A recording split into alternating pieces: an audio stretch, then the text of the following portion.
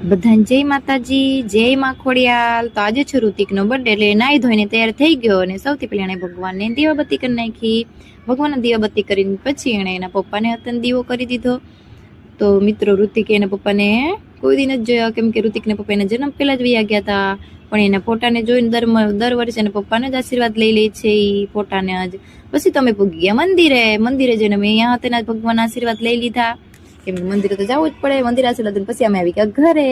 તો તમારા મમ્મી પૂરીનો લોટ બાંધતા હતા સરસ મજાનો। પછી હું તો પ્લેટફોર્મ ઉપર ચડીને બેસી ગઈ। મારા મમ્મીએ કડાઈમાં તેલ ગરમ કરવા મૂકી જ દીધું હતું, એટલે તો ઉપર બેસી ગઈ, કેમ કે નીચે ઉભો બધો પગ દુખી જાય, એટલે હું તો ઉપર જ બેસી ગઈ પલાઠી વાળીને। અને મારા મમ્મી તો સરસ મજાની પૂરી વીણવા માંડ્યા હતા, એટલે પૂરી વીણતા ગયા સરસ મજાની। અને પછી મારે હતી તળવાની, એટલે હું તો ઉપર બેસીને એક એક કરીને તળવા માંડી। એમ કરીને આપણે બધી પૂરી તળી લેવાની છે। તો કોમેન્ટ કરીને કહેજો કોને કોને પૂરી બહુ ભાવે। પછી તો અમે પૂગી ગયા ઋતિકનો કેક કાપવા। રસોઈ બનીને તૈયાર હતી, એટલે પછી તો જો સરસ મજાનો કેક કાપવા માંડ્યા છે ઋતિકનો। પછી તો મેં ગીત ગાવાનું સરસ મજાનું ચાલુ કરી દીધું, અને જો મીતુભાઈને તો ખાવાની ઉતાવળ કેટલી છે, જો ગાય ગાલીને ખાઈ લીધું। અને પછી તો આપણે કેક કાપવાની તૈયારી કરી નાખી, કેમ કે અમે કોઈને નથી કીધું, કોઈને ઇન્વાઇટ નથી કર્યા। અમે ઘરના જતા, કેમ કે ભાઈને જવાનું હતું બહાર, એટલે અમે ઘરના જતા, એટલે અમે કોઈને નથી બોલાવ્યા। અમારી રીતે અમે કેક નાનો એવો લાવીને કાપી લીધો। અને સૌથી પહેલા તો મીતુભાઈનો જ વારો આવે, પછી આવે મારો વારો।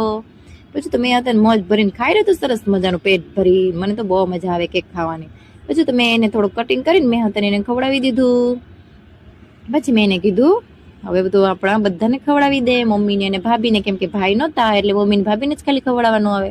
પછી એણે મમ્મીને ખવડાવી દીધું, અને પછી મેં એને કીધું કે હવે તું ભાભીને ખવડાવી દે, એટલે પછી ખાવાનો વારો આવશે મારે ભાભીનો। તો પછી એણે હતા ખાઈ લીધું ને ભાભી હતા ઋતિકને ખવડાવી દીધું, અને કેક ખાવાની તો મજા આવી ગઈ। પછી તમે કેક સરસ મજાનો ખાઈ લીધો, મમ્મી હતા ઋતિકભાઈને ખવડાવી દીધો। કેક ખાઈને સરસ મજાનો જો પછી તો બધા ઉપાડવા માંડ્યા કેક ખાવાનું, કેમ કે આ લોકો બધા રાહ જોઈને જ બેઠા હતા કે ક્યારે વિડીયો પૂરો થાય ક્યારે કેક ખાય। પછી તો સરસ મજાની રસોઈ બનીને તૈયાર જ હતી, એટલે અમે જમવા બેસી ગયા। તો રસોઈમાં બન્યું હતું પૂરી સરસ મજાની તળી હતી, અને પનીર મસાલાનું શાક અમે બહારથી લાવ્યા હતા, એટલે પનીર મસાલાનું શાક ને શ્રીખંડ। તો સરસ મજાનું જમવાનું અમે જમવા બેસી ગયા। હારું હાલો આવજો, બાય બાય। વિડીયો ગમે